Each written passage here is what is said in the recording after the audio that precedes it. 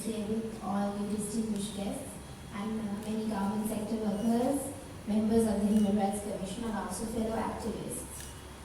So I will talk on the harmful impacts of the Vagrants Ordinance and sections 365 and 365A of the Penal Code on women in Sri Lanka. I will be talking based on my experience as a legal professional working with marginalized groups such as women in sex work and LGBTQ women. So during my time I will mention the gist of the law and how they impact women and also the status of amendment and repeal for each of these laws. So talking about the Vagrants Ordinance in fact was established in 1841. So this is a very, very ancient law, and since then it has not undergone any kind of repeal. So the initial aim of establishing the Vagrants Ordinance was to regulate public order and decency. So in this, with this aim, this law penalizes certain social behaviors, to name a few, such as riotous and disorderly behavior, idle wandering, gathering or collecting arms under false pretenses, injuring by exposure of certain wounds, deformities, leprosy, or loathsome diseases, soliciting, or acts of indecency. So these, if any person was to be caught conducting any of these particular behaviors that are mentioned under this ordinance, the ordinance would label them to be a vagrant or an incorrigible roguish person. So this would therefore criminalize this kind of behavior.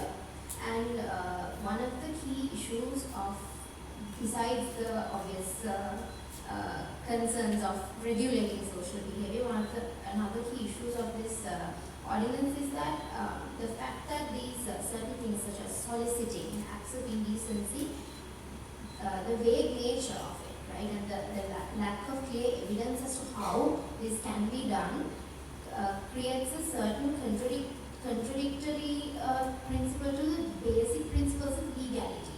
So therefore, I mean, this is a law that is over 180 years old, and therefore it hasn't been amended, right? So since the fact that it is as vague as it is, in enforcement, law enforcement authorities and the police would have an opportunity to misuse the law.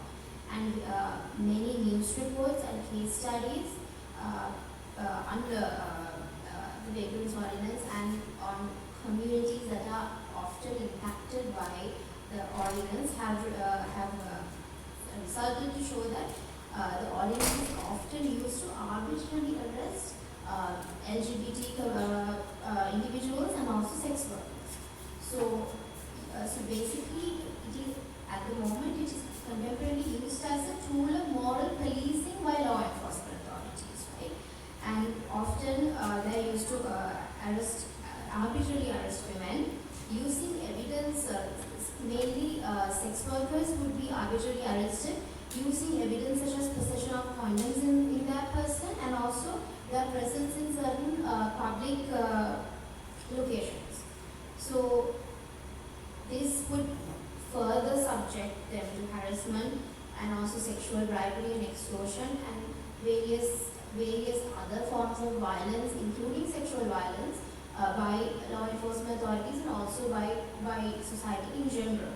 So one thing that this ordinance, the Vagrants Ordinance in particular, does is that it in fact reinstates the stigma, discrimination that these marginalized communities go through in society, and also it also invalidates the efforts of trying to provide autonomy for women to choose their profession and work as they wish and be wherever they would like to be when they want to be there. So while that is one of the main issues, further there is this kind of policing, this kind of arbitrary behavior would also is clearly in contradiction with the fundamental rights established under the Constitution of Sri Lanka, which mainly is against rights of equality, freedom from torture or cruel and inhumane and degrading treatment, and also freedom from arbitrary arrest and detention. And one of the other key things is like due to the lack of awareness, sensitization, and general sense of respect for marginalized communities that sometimes prevails amongst the community, even in a concern of in a matter of a violation under this act, like a misuse of the act ordinance. If a respected party would go to law enforcement authorities, they would not be provided the required justice because of the prevailing prejudices that might be amongst these authorities. Because clearly the fact that the vagueness of the act, and also the fact that it does reinstate in fact the harassment that is already undergone by these communities. So one other thing is that, as I think already mentioned by the rest of our panelists, that the Sri Lanka has a commitment to international laws which we are trying to upkeep, and also this recent CEDAW convention concluding observations also provided that the Vagrants Ordinance,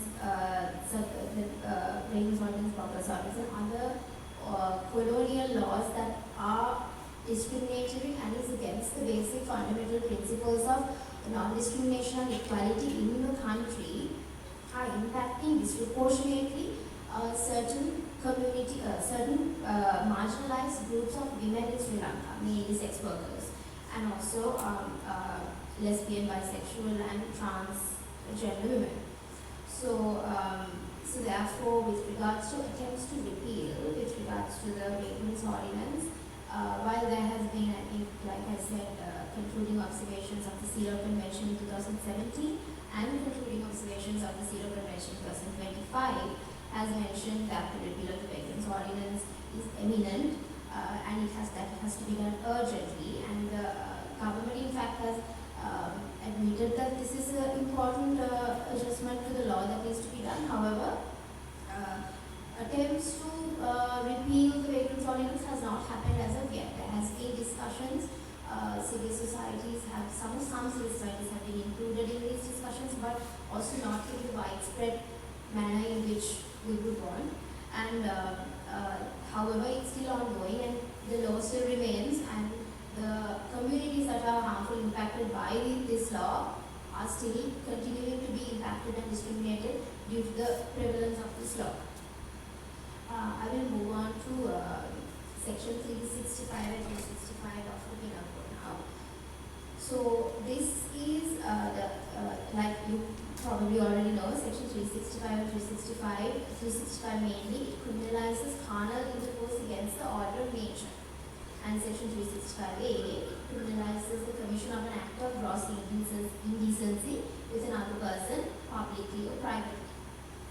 So in a gist, these laws criminalize sexual acts between the LGBT community, and thus directly impacts the discrimination, harassment faced by lesbian, bisexual, trans, and queer women in Sri Lanka. So the fact that the law remains, while it might not be significantly used to target these communities, the fact that the law remains would similarly to the Vagrants Ordinance, reinstate the stigma and discrimination against these communities, and also would heavily impact their access to justice, their access to healthcare, also limited access to healthcare, and also the access to public services in general. Mainly again due to the prevalence of the prejudices amongst these service providers, and also due to the lack of understanding on how these laws can impact these communities.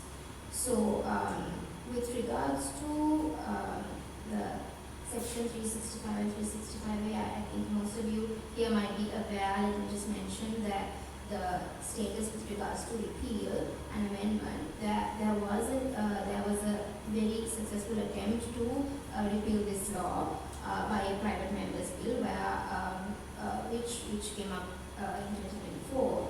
And while this bill was challenged in the Supreme Court of Sri Lanka, the Supreme Court provided a very hopeful and very good determination, mentioning that this bill in fact was not unconstitutional, and that it would in fact uphold dignity and uphold the fundamental rights of individuals of the country. So while that remained, the bill has still not been passed. So that is the current update. However, I believe again, as it was as the concluding observations by the CEDAW Convention in 2025 mentioned, that